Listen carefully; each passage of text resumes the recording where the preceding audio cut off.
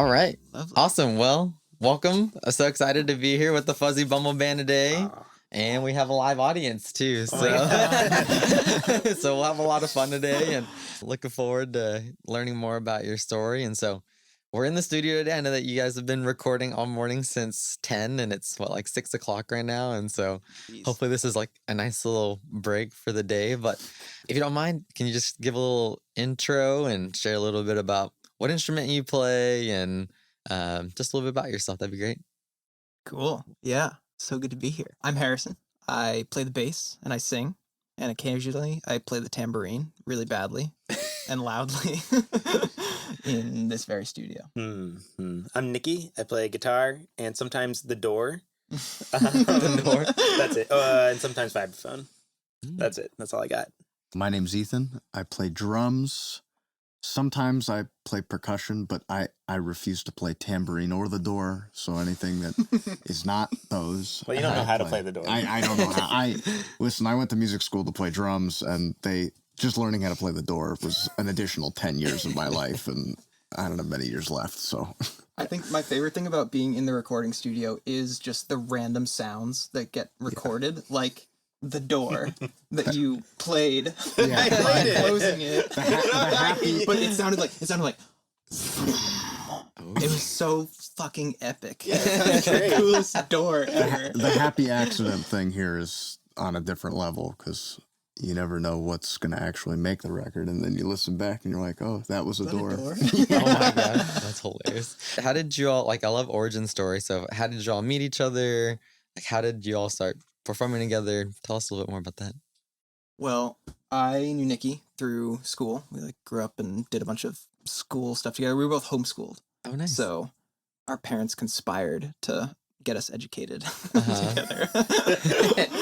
Through Ultimate Frisbee, was that? Yeah. That was like our main thing. Was we had this Ultimate Frisbee group as like homeschool teens running around. We Eastern met Massachusetts. there. We met there. I went to like 2 Ultimate Frisbee things when I started getting homeschooled. I was like 12. And my dad went and he was like apparently looking at all the kids and was like, nah. And then he saw Harris and was like, oh, that kid looks cool. Okay, cool. We were an interesting bunch as homeschoolers. And he found Harrison's mom, I think, and went and talked to her. And I guess they must have found that we both played music. And I had a music teacher in Brookline, Scott. And at that time, I think I was playing bass and you were playing guitar. That's right. And you'd come over once a week on Tuesdays and we'd play music for like 3 hours. And we'd record goofy songs. That's so fun. Yeah, that's how we met. And then how'd you meet Ethan? We started Fuzzy Bumble, like the band, what was it, 2016? 2017. Yeah, that sounds right. We recorded a bunch of demos, just the 2 of us, and Harrison programmed the drums, and the album sounded really well. Yeah, it was pretty well. Harrison did a very good job. We decided we wanted to actually record it for real and play some shows. So at that time, I was still at Berkeley, and I posted on the Berkeley Facebook page looking for drummers, and we got 3 responses, and we auditioned 3 people. I think Ethan was the last, but.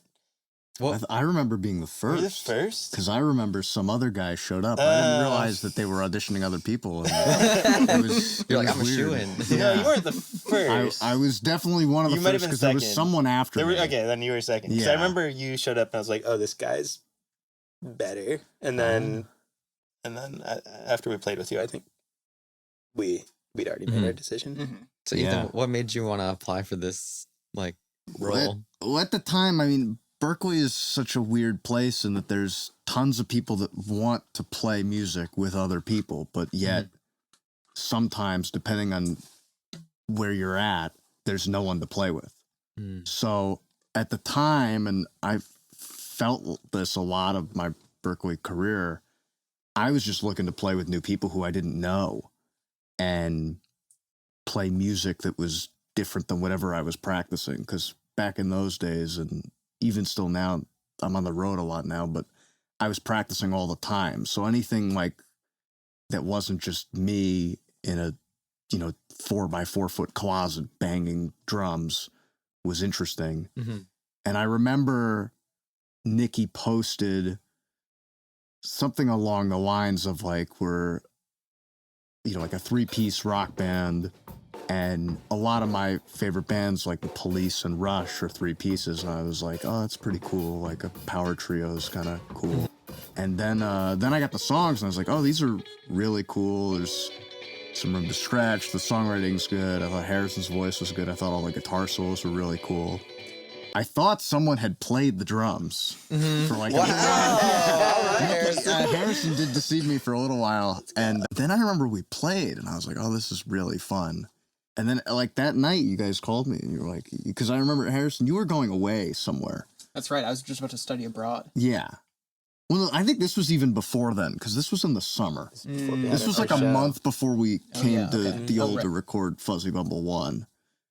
And you guys were like, we booked this show at the Middle East. That's how it started. It was like, I need someone to play some gigs this summer. It wasn't even like, at that time, it wasn't even like officially like, I need someone to join the band. It was like, I just need someone to like cover these shows. And I was like, oh, cool.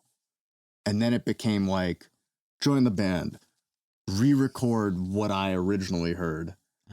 And that took a long time. The first record took a long time. And somewhere in there, I think the animated videos came along. I mean, I knew very little about that when I joined. There was any plan for that.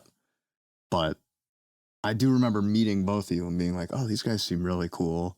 Nice. I remember we played kind of loud, and that was fun. In the era of Berkeley where everyone's like trying to play at a whisper volume. So yeah. So it seems like you all have been playing your instruments and just been learning music for a long time. Could you share a little bit more about your music background and your history and like when you started learning? And did you learn from family or YouTube or like more like through school or whatnot? I played the recorder when I was in 3rd grade. And then I became homeschooled. The recorder. Yeah, I started playing guitar when I was like a small child, like, I don't know, 7 or something like that. But it was really not until I started playing with Nikki that I got like a lot more serious about it. And, that's sort of the age, like around, I don't know, 12 to 15 when you can really like play and like really think about what you're playing and like notice what you're good at and like what you're not good at. And so yeah, that's when it really started, was like around 12 or 13 was when I started to get more serious about it. Okay. And did you have like instructors or did you like just get lessons or? Yeah, so definitely Scott Pittman was like the mentor in the young days. Besides that, nothing really official. Okay.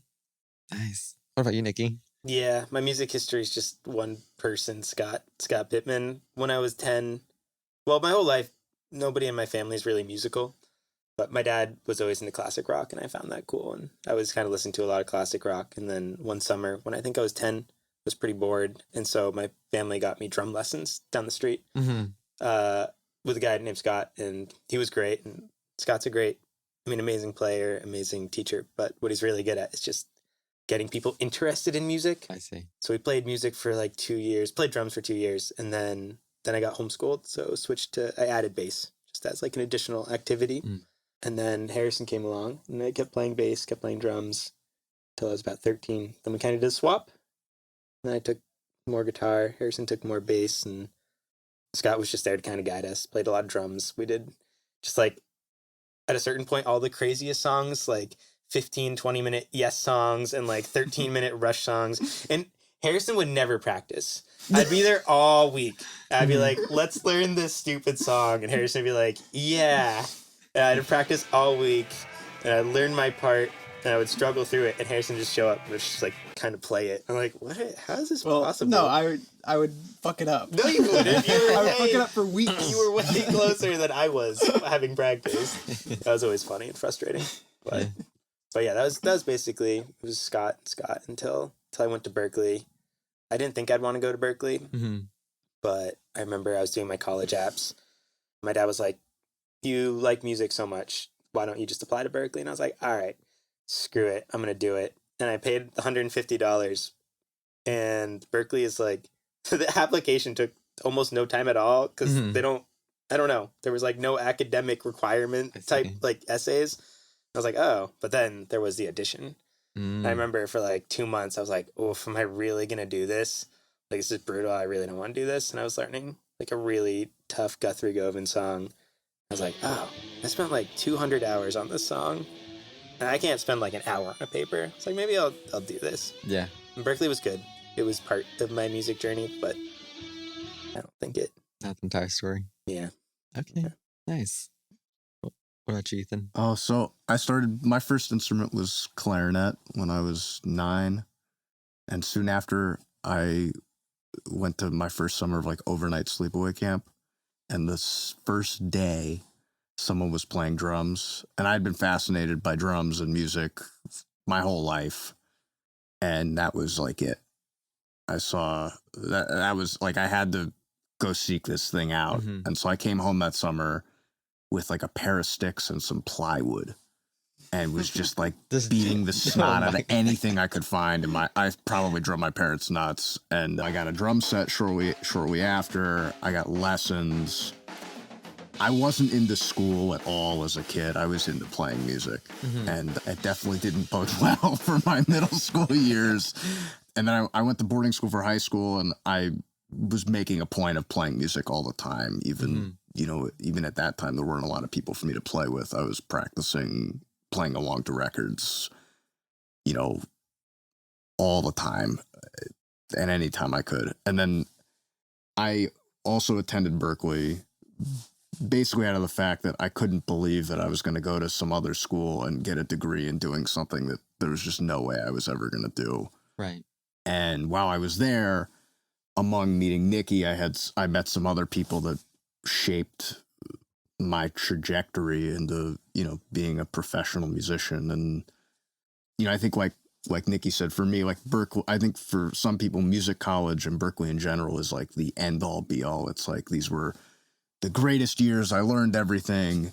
And like all the education before that or outside of that was kind of like whatever. And for me, it was definitely like a stop in the journey and not the pinnacle. Mm-hmm. So,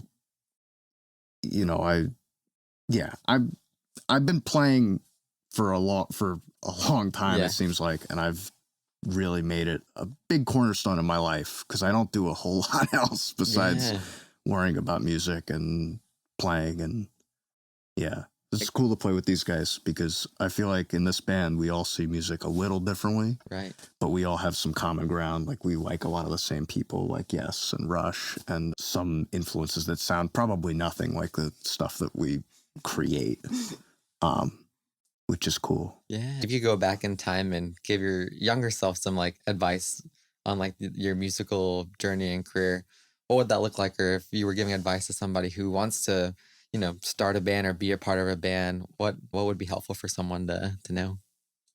Well, for me, I would say, like, if you think something's cool, you should just go for it and try to play as much as possible. Like, I actually didn't start singing until, like, very late in the whole process for our band. Yeah.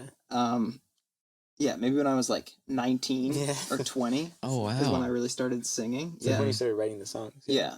Around the time when I was really getting into songwriting was around the same time I was getting into singing. And I was really into singing before then, I could have started 16 Mm-hmm. belting out, and I've like improved so much since I started. So I do wish that I had sort of put myself out there, put my voice out there Mm-hmm. sooner.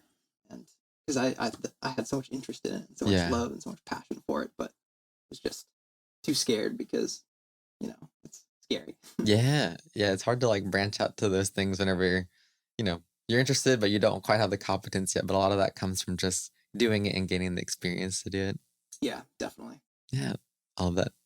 Nikki, what about you? What advice did you have? I don't know. Probably like what I learned at Berkeley over the years that I was there was like it is important to be good. It's important to be able to play like you want to in your head, but that's not the be all end all. Like for some musicians, I mean, if you really want to be a studio musician, go for it. Learn all the scales, play as fast as possible, like learn all the songs. But if that's not exactly what you want to do, then like don't lose yourself. Like who, what makes music special to you. Don't like lose a solo that you thought might have been cool just because you wanted to play something a little bit more technical or advanced. Some people, they're like Bob Dylan or whatever. Like he's not a crazy player, but he speaks to people and stuff that he does is important. So, being technically good isn't the, end all.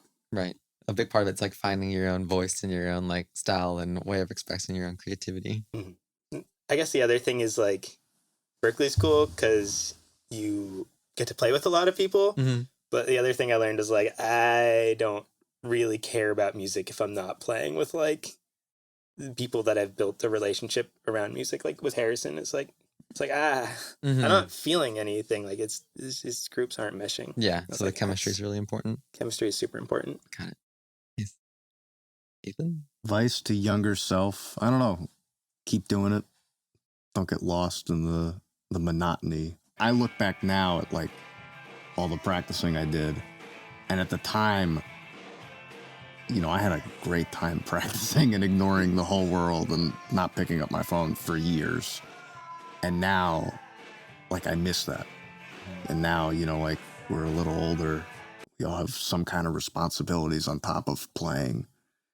So, and I'd just say, like, keep going. Yeah. Because if you stop, you'll never know what you could have achieved. Yeah. So, like Nikki and Harrison and myself, we still do this. I know some people who gave it up for maybe good reasons, bad reasons, somewhere in between, but, you never know what's around the corner. Right. So you might as well just keep going. Yeah. It's so easy to tell that you all love this so much because you're here on a Sunday. You're going to be here for about 12 hours and throughout the rest of the week. And so you can just tell that you just exude so much passion for the process and you really like are willing to put in the energy to like bring this to life. So it's so cool to like be here in the studio with you all and watching the process happen. So I wanted to circle back to songwriting and just get more into Fuzzy Bumble and what does songwriting look like for you? Where do you find your inspiration? I heard earlier that you're working on some lyrics last night that you're recording today. So tell us more about that. And I was working on lyrics today that I was recording today. That's basic. Yeah, for me, it usually comes out of like relationships that I have with people. And I really try not to be too sort of dogmatic and put myself in a box. Mm-hmm. And that makes it hard to stay disciplined sometimes. Like I frequently lapse and like don't write anything for, I don't know, months or something. But not having a regular practice and just sort of setting aside time to really write down something that feels like something and sounds like something. That's what I go for. Got it.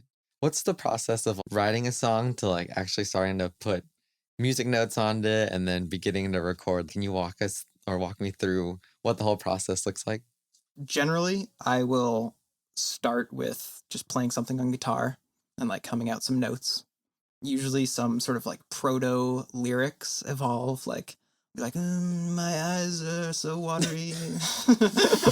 and that'll sort of like stick after you play it and keep changing the rhythm and the melody. And then usually there's some sort of like central thing that emerges from that soup of like random notes and words and sounds. And from there, it's just like revision after revision after revision, getting it to be more specific. Mm-hmm. And then when does Nikki and Ethan's part come in and how do you sort of loop them and their parts in? I basically, at a certain point, I'm like, help. What do you think? And I like play something that's just horrible garbage. That's just like, doesn't make any sense. And these guys will be like, yeah, that's pretty good. I think maybe if we did this, and this, and like focused in on these things, then it could be really cool. I think it depends on the song, because there's definitely some like To Kiss with Concentration, especially with that first album. Where, like I wasn't doing so well that summer, and some like medical stuff. And I remember like trying to take a nap, and then I hear like it is like Harrison in the garage like playing the drums and like the guitar, and like you really sort of figured that one out like all on your own. So sometimes you get it all, and then sometimes like today Harrison sent like a recording of him playing the guitar and singing, and it's like it's sweet, it's beautiful.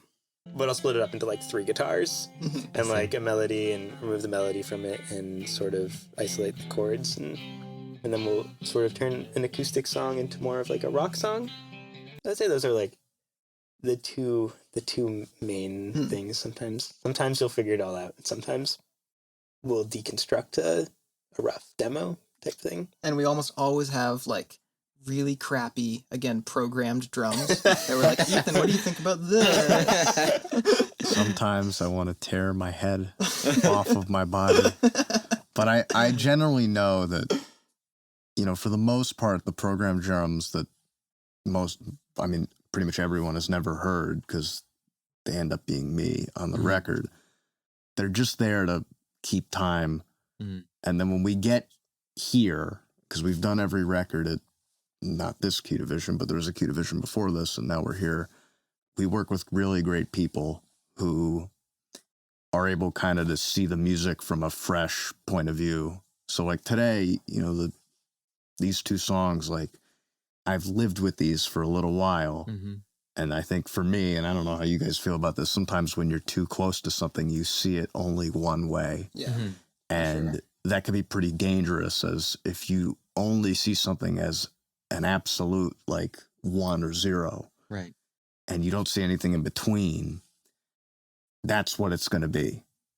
And I see music as both a listener and a drummer, but you know, the producers we work with and these guys, they bring something else to the table that they're like, yeah, we like what you're playing, but for example, we just did a tune where the demos have a lot of hi-hat. And we put those, when we record live, we ended up making those hi-hats toms. And you guys were like, it sounds a little heavy, but keep going, you know, let's finish out the idea, and then we'll reassess. And when we reassessed, we're like, that's pretty cool, you know, we'll live with that.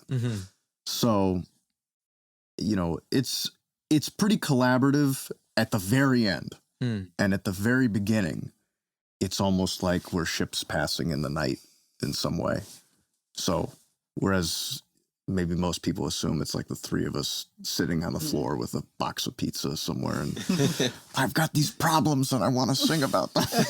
And for us, that's not really the way it seems to work, and maybe it will work that way in the future, but this seems to work great for us now. Yeah, you've got a great team here. If you want to share a little bit about the team that you've assembled to really bring the music to life, and how long it normally takes you to record an album or a song. How long does it usually take us? It varies. Eons. Yeah, it varies between years and eons. Well, Fuzzy Bumble 1 was about 200 hours in the studio, I think. 200 hours in the studio. And then glancing at Joel over there, he's been our engineer for Fuzzy Bumble 1, the Colby album, which will have a new name, and now starting for Fuzzy Bumble 2. So he's been stuck with us for about, I don't know, so many hundreds of hours. He hates it. He hates us. Thumbs down.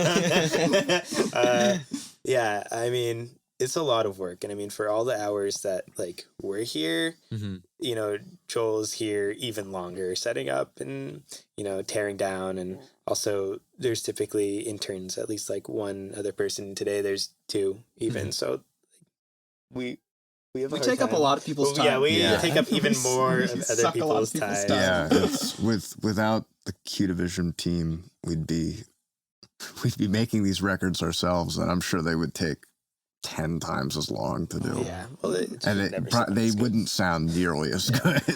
Yeah. And Ed's somewhere. He's our producer. He just kind of glues it all together, and also, you know, helps with getting other studio musicians in. So obviously, none of us are piano players, and of course, there's Abby Barrett and Mike Oram, who sang on the first Fuzzy Bumble album. So they're like a big part of the recorded sound.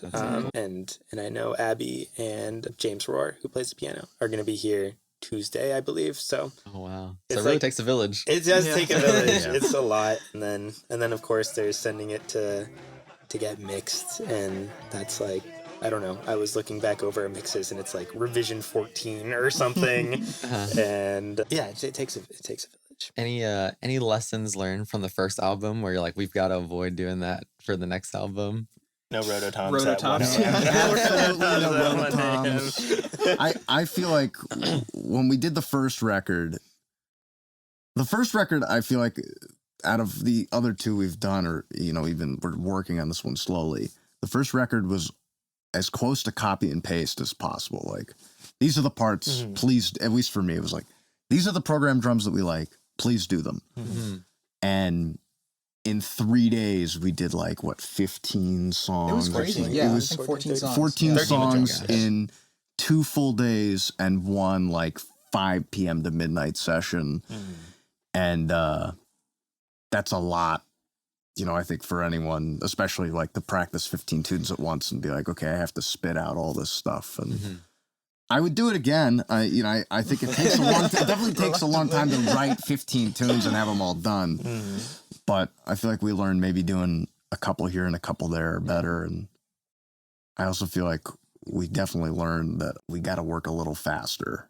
Mm. So having like at least, you know, saying these are maybe the ideas, let our producer and engineer Ed and Joel look at them, say, I like that, I don't like that, and then let's go forth and do the job.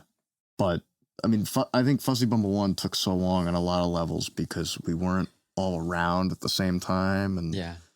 you know, it wasn't like 200 hours straight, if I remember correctly. No, you know, it was over months. Yeah, it was definitely over months, and you know, we're always good to take a break and, you know, go play some pickleball or something Yeah. like that. Yeah. Yeah, definitely a studio pro tip, which I messed up today, but order extra food. Oh yeah. People get hungry, that's and true. then by the time you get hungry, and then you order the food, and then it arrives, everybody's like cranky hungry. I see. So Gotcha. Can you share a little bit more about like the gear that you're using, and yeah, like just I don't know anything about gear, but I'm sure a lot of your fans would enjoy hearing about like what you're using to create the music and make the music with, and the different brands that you really like using. Today, I played Ed's extremely cool, Ed, our producer's extremely cool jazz bass, Fender jazz bass, out of a Ampeg B15. classic. It was, yeah, such a classic like that, like, like truck engine kind of sound. Let's see, what else did I Every play? I Fuzzy also Bumble played bass your part bass. Yeah, every Is Fuzzy through a Bumble. B15, right? Yep, that's true. I think every Fuzzy Bumble bass part basically has been through the Ampeg B15. Mhm. I also played Nicky's G Gould. That doesn't always Space make it bass. on, though. Yeah. It doesn't. It's got a more modern feel to it. I think I've we're used this hearing thing from a couple times too, Ooh. but I don't remember. That one not intonated incorrectly. We had to remove it. Maybe we removed. I it think we had to remove because it. it. Yeah, for me, if I had to have 2 guitars, it would just be like, I'm a super strat kind of guy. So Mhm. like Lancaster modern is great, and then I hate dealing in Boston with instruments like changing throughout the weather. So I love the Emerald carbon fiber guitars, but throughout the last album, which was all acoustic, I used mostly like a Loudon guitar, which is a very fancy guitar, but it needs to, I baby it because I don't want it to get hurt. So it's like a pro and a con. And then definitely for pedals, like the perfect pedal board would be like an OCD like distortion pedal, like a carbon copy delay pedal, and then the tuning pedal. I think that's golden. I don't know. Today we've been going through the bassman, I think so. bassman. Thumbs up in the back. Thumbs up in the back. There. I don't know. I used to bring way more gear, and now You're getting older, and your getting shoulder older hurts. Yeah, my arm hurts. I gotta keep doing stuff, and just I don't know. Kind of typically trust the team here to kind of get a cool sound no matter what I bring. Mhm. So okay. That's I true mean, question. today I played on the studio's, like, it's probably like a 70s Slinger one that sounds unbelievable. I love vintage drums, and they have a couple nice ones here. That's one of the ones that I used on the Colby album that'll be renamed into something else, and now this record. And today, all the recording we've done so far has been on a Ludwig Superphonic, which is also like they've made them forever. So even though the one I have is modern, it's reminiscent of all the great, John Bonham drum sounds and all the rock, metal rock snares or Superphonics or something metal. And I like metal drums. I like American drums. And today I used a lot of Zildjian cymbals and, I don't know, Promark and Evans heads. So we've been well supplied by gear, and all the instruments are great, but, then they're mic'd up and they sound great in the room. I feel like we each enjoy gear in a different way. So when we come together, it's a good time. I mean, I'm definitely a gearhead, so. Yeah. And you are too. Yeah. It used to be a little bit more. But. The older we get, we're just like toning back a little bit. Seems like your studio days are really long, but it seems like you three like have a really good time and really enjoy the time in the studio together. Oh yeah. It feels so good. When you were saying too about how we've kept doing this, part of it is that every time you're in a place like this, you are reminded about how good it feels to actually like express yourself in that way and listen back to it a billion times and get it perfect. Yeah. There is something magical about recording studios, like maybe specifically for musicians, because we know that like whatever we put out, it's there, and it, unless it's edited or whatever, that's it. It's there forever. Yeah.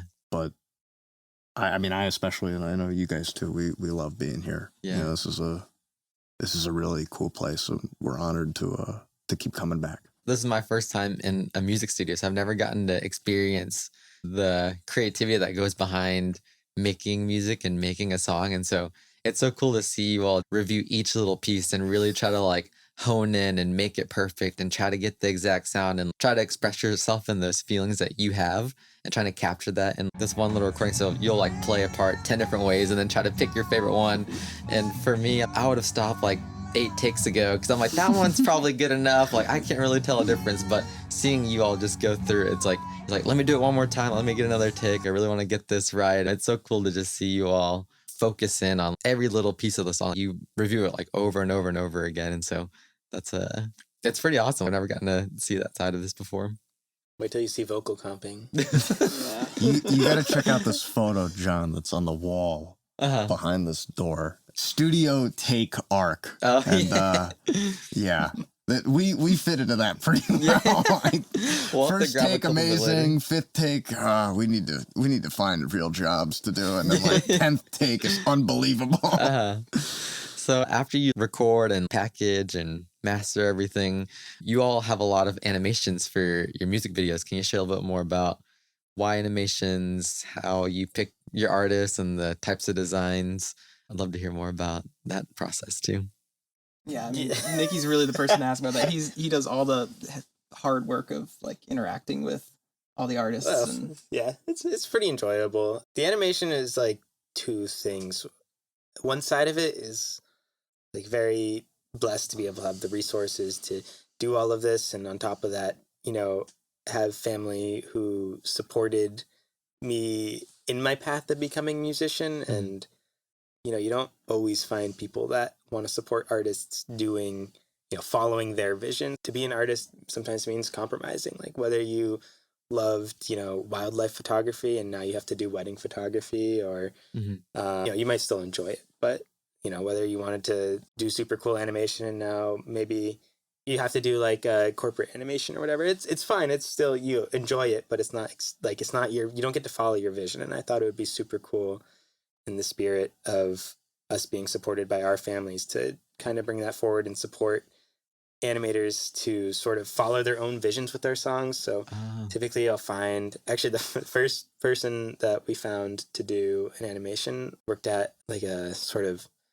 fast-ish food place nearby. And I knew there were a lot of like mass art students, so every time I'd go, I'd ask like, hey, do you know anybody who does like animation? And then finally one day they're like, actually, like, yeah, like Jesse, come over here, like the guy keeps asking for an animator.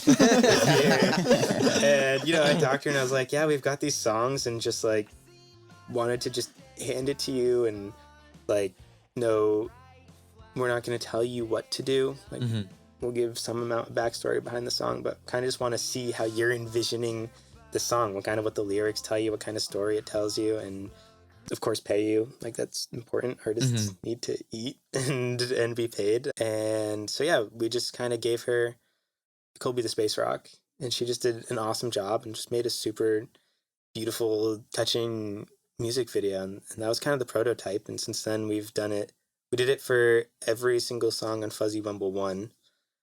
So that was 13 songs. We're just waiting on one more. So sometimes people take longer. Sometimes people are fast. I mean, you never really know what people are going through. It's, try and give as much space and respect to our artists as possible. And right. But so far, I mean, it's just been awesome seeing what people come up with when they listen to our songs and the way they decide to visualize it in their own styles and their own ways. It's been super special.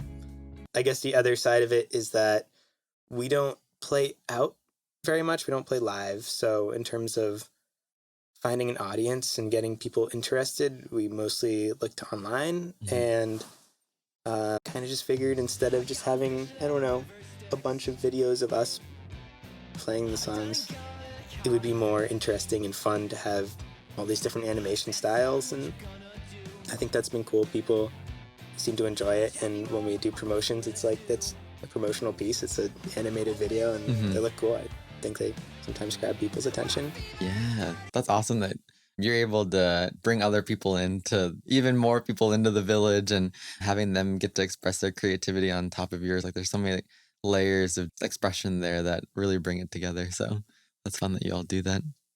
Yeah.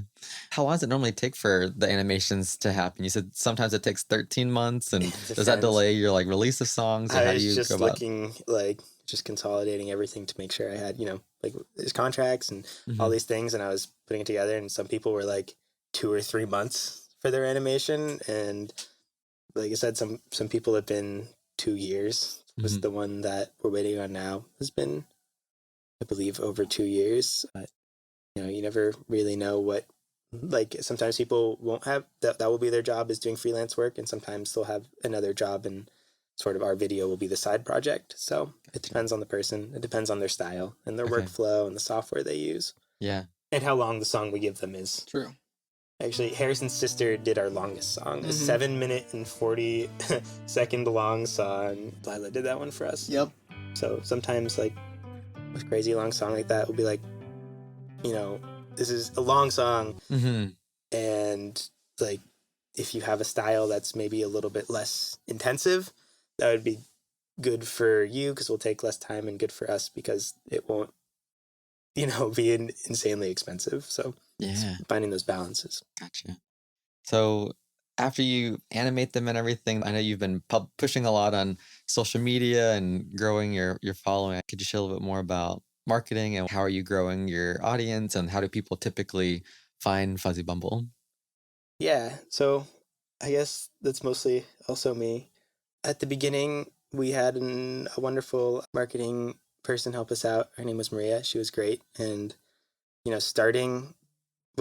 had 2 options. And one was to release everything all at once, which was our original idea. And somebody said, don't do that. Every time you release a song, it's like another event that you can put on and sort of generate interest, and also another chance to learn about, releasing music and trying your best. And so we started the process with her where we would, plan out a post, and then we'd do some promotion with it. And that went pretty well. It went pretty slowly.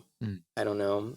I mean, there's so many reasons. Sometimes a song just doesn't do as well, or sometimes it does really well, and sometimes it just takes time. But she ended up having other stuff to do, and as the person who typically does like the social media for the band, I get like a good bit. I love interacting with people, but I get a good bit of anxiety like posting stuff. I see. So until recently, Kelly, who's over here, became our social media manager and has kind of whipped me into shape. So we've been pretty consistent, like every week. You and me both. She whips me into shape. Yeah, they're married. Yeah, we've been pretty consistent, and we've been trying out like new types of promotion, and that's been, I mean, it's just like, each song performs so wildly differently. Like you can put like $5 behind a boosting post and it will do nothing, or it'll just go like Do really well. wild. And it might, like, we would never, I mean, Any Other Way is by far our most popular song, but I wouldn't have guessed. We didn't know that. Wouldn't have guessed. Wouldn't have I don't know guessed. what Yeah. I would have guessed, but like you never know, and there's so many things to try and experiment with. I know you guys performed at South by in Austin, which was really cool, and we got to see you perform there. Do you feel like that gets you a lot of growth and exposure too, or do you feel like the online sort of promotions are more effective for you? I know you guys are kind of hard to get together, and so just curious about your perspective there. I mean, I love playing live. It's so much fun to actually like be interacting with an audience and to do that whole thing. And when people come up to you after the show and say, "That was so cool. I'm following you on Instagram." It's like, yes, we got a new fan. Look, Right. this is our new fan right here. So it's very satisfying to do that, and I think that's an important part of it, to like feel a little bit grounded. Is to do that with some sort of regularity. We, as Nikki said, don't play out too often. It's good to do it, even if it doesn't like net you a lot of, like, the numbers aren't in your favor necessarily. At least for us, it's really important, I think, for us to be able to do that and to feel like connected with the music and see the music interacting with people in real time. Yeah, makes sense. I think you can be successful by Definitely. touring, but it is a commitment. Like, Yeah. and that's like your life to tour and sort of build a band up that way. And I think there's just some things that currently like can't be left behind, and bills need to be paid, and jobs need to be kept for now. And it's not our path forward. Our path forward is currently, our plan is more like online and building up that community. Which also gives you greater reach too. Like you can reach people in other countries and other places, and yeah. So I guess there's trade-offs to both. A couple more questions, but maybe before we jump into fan questions, I'm curious about like favorite Fuzzy Bumble memory together. Maybe for each of you. And let's start with Ethan, since we've been going this way the whole time. Okay. Favorite Fuzzy Bumble memory. Or least favorite. No least favorite. I mean, least favorite. No, I love hanging out with you. I don't know if the feeling's mutual, but I like hanging out with you guys. Favorite. One of them was the first record. The first day that when we did the first record, we showed up to Q Division on a Friday night, and we did some playing for Joel and Ed. And the next day, I think we had to be there at like, they were like, Ethan should show up at like 9:30, and the rest of the guys will get there at maybe noon, because by then we'll have drum sounds and we'll be cooking. So I showed up at 9:30. You know, we're getting sounds, everything's cool. We start recording at noon. We had lunch, and we definitely had dinner, but we might have had lunch somewhere along the way. And at like 11:45, Joel and Ed, who both have children, were like, you know, I think it's time we call it a night.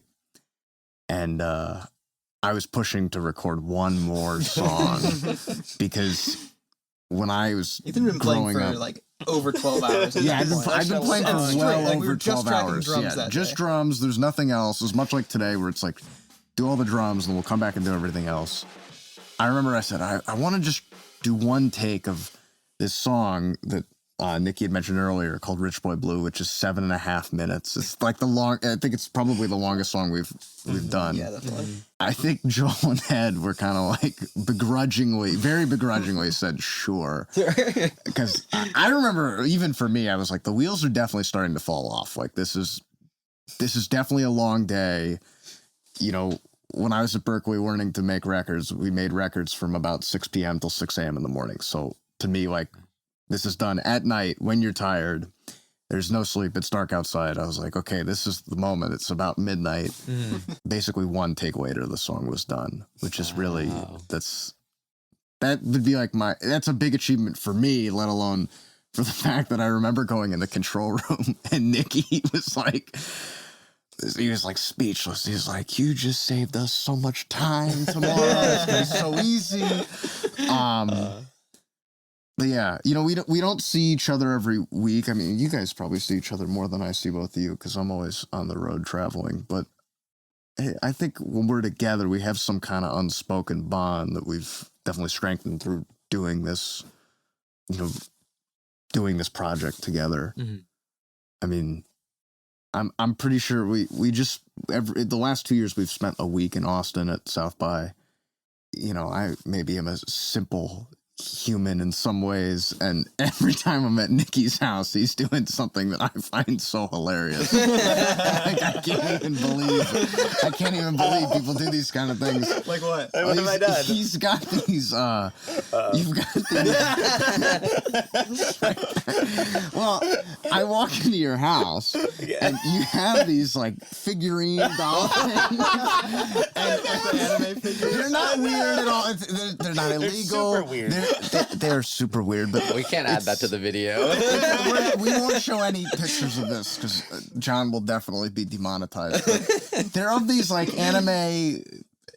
This must be very normal to most people. Like, I don't watch any television. I literally Totally like normal. my whole life is like normal, dude, eat, I swear. sleep, go to the gym, play the drums, go back to bed. You don't like, have these at home? I don't have any. Wait, like any? this. I remember just seeing that, and the other thing is I don't play video games at all.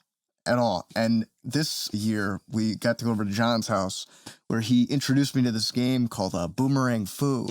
I learned very quickly that I have no clue. I have no business ever playing video games, period. Especially not this game, which apparently is so simple that most of these guys have been doing it forever, games like this.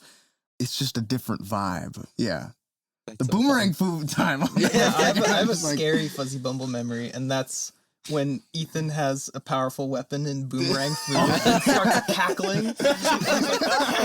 Oftentimes, I don't know how to use the like. John will be like, "Oh my God, Ethan, you have the hammer of all hammers," and I'm like, A, and he's like, A is step to the right, dude. And you need X is like detonate and kill every. The whole point of this game is you kill the other characters. Which don't do that in real life, kids. But in the video games is okay. So we don't condone violence here at Fuzzy Bumble Incorporated. So yeah, that was definitely a good time. Yeah, being around these guys is just so different for me because there's only one Nikki and there's only one Harrison. So when we're together, I'm just observing most of the time, and it's Taking it all fascinating. in. Taking it all in. That's awesome. I'm not even going to try to defend myself. You can. I'm not trying to take a shot at you. I remember walking in your house and be like, people really like this is really a thing. These like anime. It's sweet, figurine Ethan. It's things. art, and you have to learn to love it. Oh, it's 100% art, and I do love it. But there's nothing, there's nothing like being like, oh, most people have like a green dot on the wall when they call that art, or they have a picture, of family or something, or some guitars on the wall maybe, and then you turn the corner in Nikki's house and you're like, oh. Okay, What is that? now I feel the need to defend myself. But you know what? I'm not. All right, Nikki, your turn to expose Ethan. Wait, I'm just what? kidding. To share your favorite memory. oh, there's a lot of ammunition there. I've done some crazy things. Yeah, I don't know what this We'll is. I save don't know that if for this is another rated. Yeah. after Drinking hours cases of podcast. Miller High Life. Favorite Fuzzy Bumble memory. My highlight. I think it was like our first show, and I was doing the Dream Spike solo. I like disassociate when we played live, so I closed my eyes and I was doing the Dream Spike solo, and I hear Harrison's dad in the back go, "Woo!" I was like, yeah, thanks, Joe. Yeah, I think that's up there for me. That's a good one. Yeah. Getting the Joe. Getting the Joe was huge. Always good. I think I went through a period in my life where the Joe Woo, I was like, Oh yeah, dude, dads when you're like 11, I don't know. but I think I made a woo sound the other day, and I'm trying to think. So you are a woo girl. Maybe I was. I am a woo girl. Okay. You scored a point in the pickleball Yeah. You couldn't believe it. We are pickleball silver medalists. It's true. I think the world That should is know true. that. That's true. We have a Did photo we of go that 1 too. and 9? Yes. But Lost did we 9 get games. yes. But we won 1 We did win. and we single got match. silver medal. Okay, I do have a favorite Fuzzy Bumble memory though. When we were at South by Southwest, actually, last year, our first time there, we played this show, and it was our first show where we had a green room. Right. And it was so cool. We felt like, or I felt like a complete VIP. I was like, That's so sick. you know, like getting even like water out of a plastic cup. I was like, ooh, this is my water. They're like, have as much beer and pizza as you want. Yes. So cool. It was a so beer cool. and pizza place. Yeah. I really felt like I was living on another level. But then Ethan's a pro. So he's just like totally shooting the shit with everybody there. Like I remember this is the memory is I was sitting drinking my free beer and my free water and just watching Ethan like totally ham it up with all these industry pros. And I was like, we've made it. We made it. That was our last show. My mission at all these shows was just to like meet as many people as and we had like some stickers or something. So like the first show we did last year, I remember we saw some kid who was like having a great time during our set. So I remember I went over, I think you guys were with me. We gave him some stickers. Oh The kid's eyes were just like, I really loved it. That's stickers. awesome. Yeah. That's South so by fun. Southwest is always a good time for us. All right. Well, you guys will have to come back and perform again soon. And we love that. So hopefully we get to see you guys live again. But you guys up for some rapid fire fan questions to wrap it up? So we got some fan questions from the Fuzzy Bumble Instagram. So thanks to all the fans that sent a note in, and we'll just popcorn this. So feel free to just hop in. But someone asked, popcorn the one where we just sign up randomly. We're like, you just jump in. All right. So first question is, when's the new album coming out? Well, we do Colby album June 2024, and then we're gonna do singles releases, so it'll just come out as they're done, these 3 songs, probably starting November, every 6 weeks, 2 months, and then taking a break for the Colby album. That'll be like 1 song a week for about 2 months. All right. What is the skeleton guy's name? Must be referencing one of your animations. Not to say. From Not to Say. I don't know if he has a name. Bones. Bones. Bone Man. Boney Man? Boney Boy. Boney Man? Boney Boy? Bone. Yeah, let's go Bone. Bone Boy. All right. Bone Guy. Bones. What's your favorite band of all time? Soundgarden. Of all time? Ethan, you have to choose. Is it Toto or is it Steely Dan? I mean, of late it's been Toto, but I feel like every year I have a different answer. But for the last 5 years, it's been Toto for me, not for you. Probably Rush. Up there. Someone asked, what's your opinion on the Arctic Monkeys? 2 thumbs up. 2 thumbs up. All right. What was the inspiration behind Dream Spike and Any Other Way?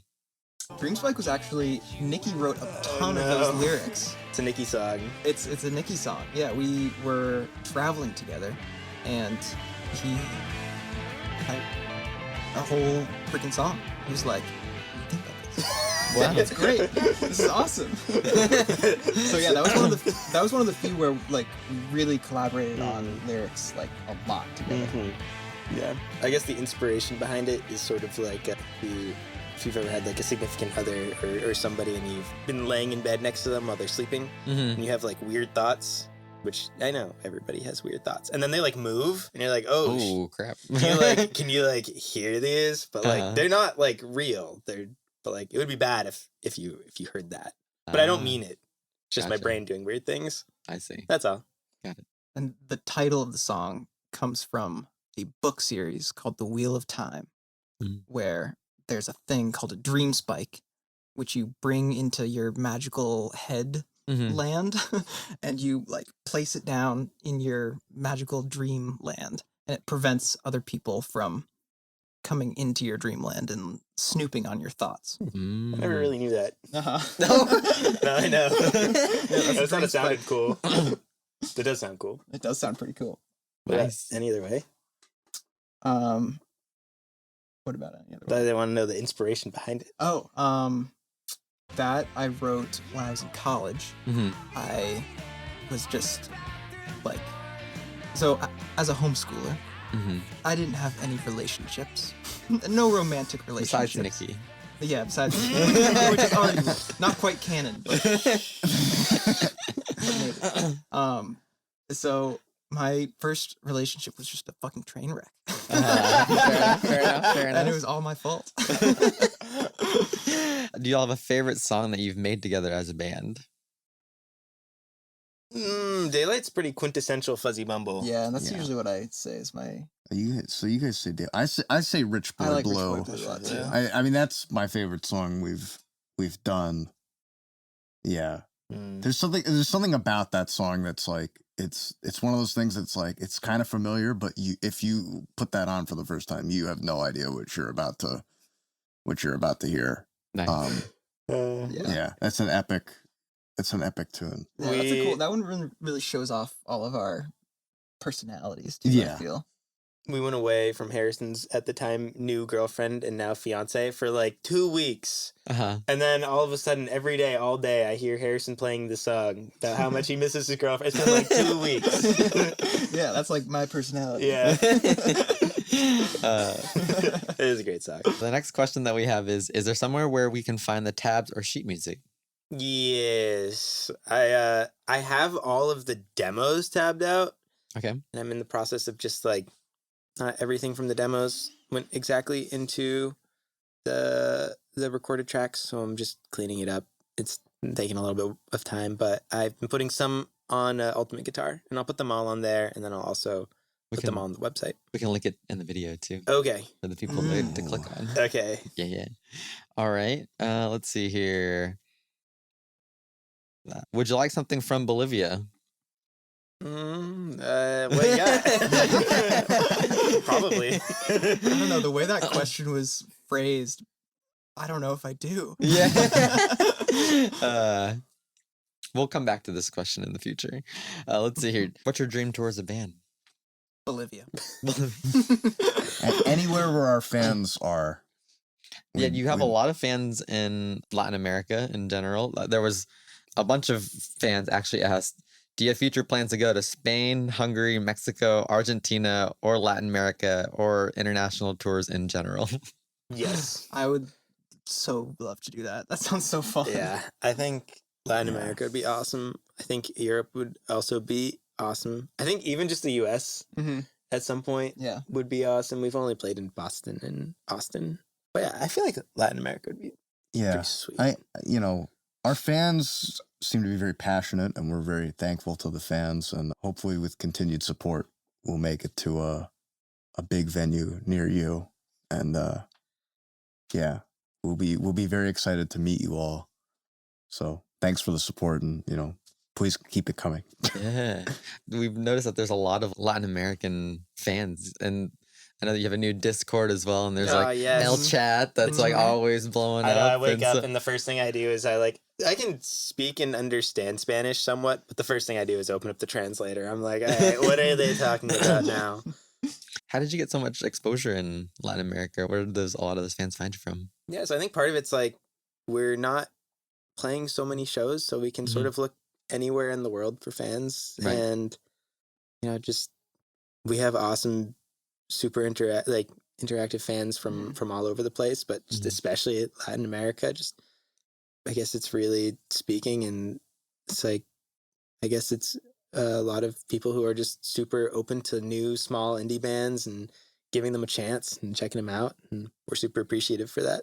The next set of questions is, why do you guys like bees so much? Why bees? Origin of Fuzzy Bumble name. Where that came from. We were talking about this actually today. We were Yeah. I'm the only one who likes bees. I just the man socks. We were Tarantino shot. We were Yeah, trying to figure out. We have like this whole crazy band name map where we tried to figure out a band name. Oh yeah. And then I don't know, Fuzzy Bumble came up somehow. That's what used to call bees, the big fuzzy ones. The big fuzzy ones. There's an emoji for bees, which is huge. If you're gonna make a band name, make a band name with a dedicated emoji. That's true. That's huge. That's our emoji. Also, I think part of it is when we were doing names and Fuzzy Bumble came up, you made a joke that was like, we're gonna have a show and we're gonna show up. We're gonna be like, we love bees so much. We're gonna release 1,000 live bees into the audience. I misunderstood that joke. Yeah. I thought, like, at the first big outdoor festival we ever played. we were outdoor gonna play festival. Oh, I thought it was outdoor. Oh, yeah. no. The whole point of the festival was like on top of the stage, and we would release like 100,000 live bees. But Because we love them so much. because we love them so much, but there are a lot of issues with doing that, such as bees might sting people. You get too many stings, you might die. Yeah, the noise. We don't condone violence, or, and we definitely don't want to hurt people who are supporting us. So we're gonna have to figure it a different way. We think plush bees, like Beanie Babies, we might have to do something with that instead of live bees. But save the bees, kids. They're important. Yeah. All right. I love it. There's 2 questions left. What's your expectations and hopes for the future for the band? A big one. That's a big one. I just hope we can keep playing together and keep making music for another decade. I want to record cool new songs. I want to, that's all that I want to do. Yeah. I mean, the coolest thing would be to just keep growing and at some point maybe have sort of a ecosystem where, we could all be supported through this project and continue to support other artists through the project and have more time then to spend on this project and play live. But that's just the dream. Yeah. I like what you guys said. Yeah. Be cool just to keep doing it. And, We just want to release tons of live bees. We love them so much. Just yet again, no death, no lawsuits.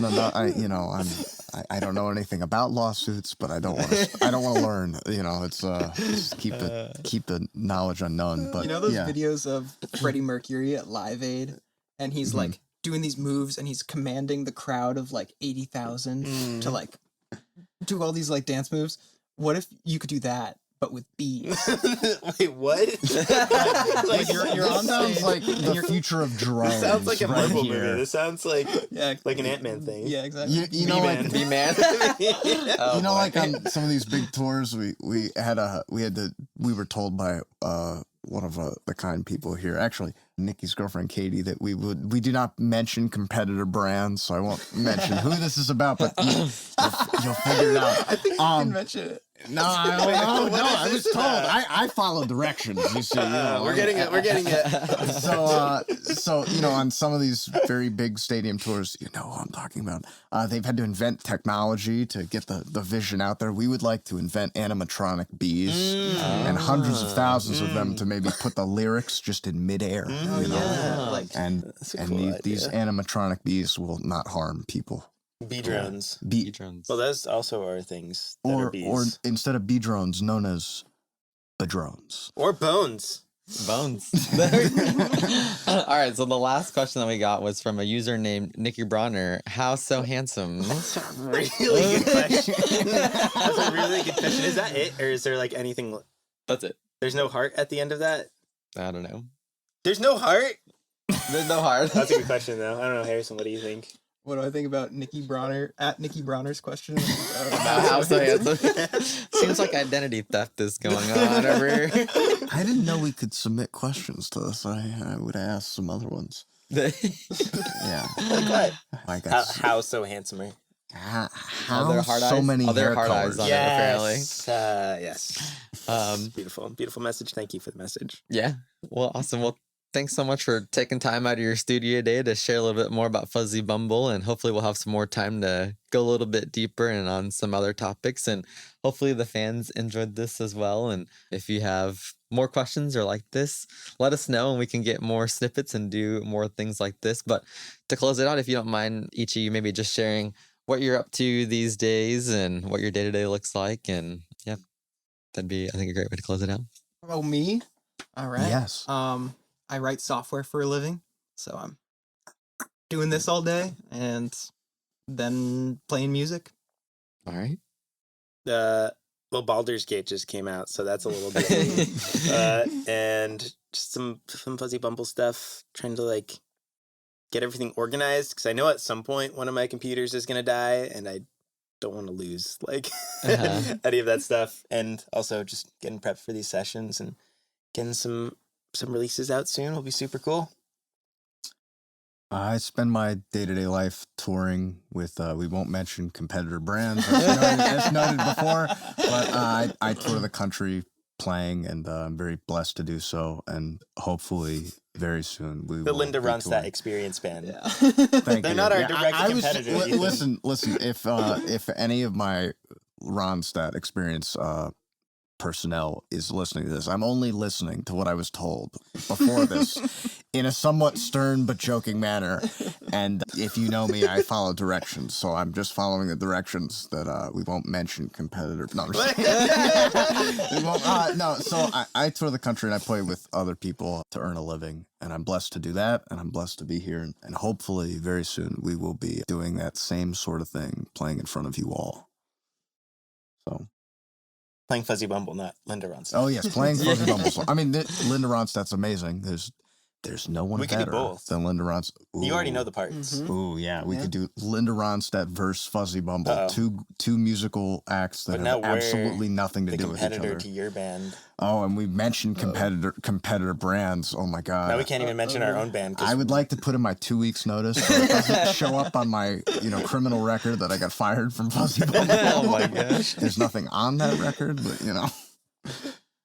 Thanks for having us, John. Awesome. Yeah, thank Well, you for having yeah, us. thanks for doing this. And yeah, well, best of luck with the rest of the recordings. And I'm sure everyone's looking forward to the new album being released. And so, yeah, that's it. Sweet. Thanks, y'all. Ah. What a All blast. right. Bye, Yay. guys. Thank you. Thank you, everyone. Thanks, John. That was sweet. thank you, John. Nice job, y'all. That was awesome. was You guys fun. killed it.